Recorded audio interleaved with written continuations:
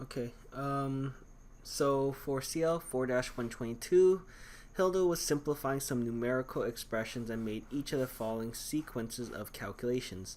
Name the mathematical property, operation, or the idea that justifies how Hilda went from each step to the next step. Okay, so let's go and take a look at the first one. We start off with the expression 5 times 412.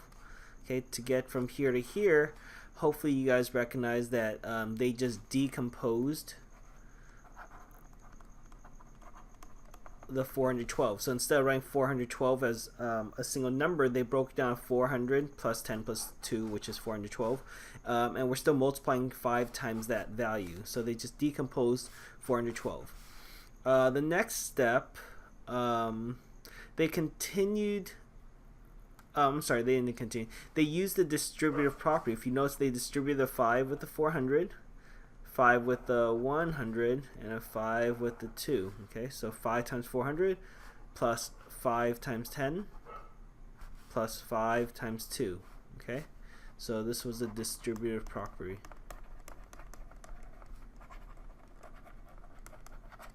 Okay, so 5 times 400 is 2,000. 5 times 10 is 50, and 5 times 2 is 10. So really they just multiplied. And then finally they added everything together, okay, to get 2060. Okay, B, we start off with expression 15 plus 32 plus 5 minus 2. So the first thing they did, all they did was they switched the 32 and the 5. They just switched places, and hopefully you guys remember that property. That's the commutative property. Commutative property. Commutative, if you forgot the word commute, means to move, like go from one place to another or move around. That's how I remember. So we're just moving around numbers.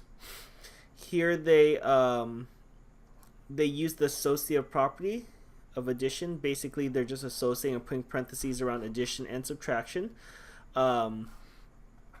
Associative property. And they just want to group up the numbers. So 15 plus 5 is 20. 32 minus 2 is 30. 15 plus 5 is 20. 32 minus 2 is 30. So they just added or subtracted.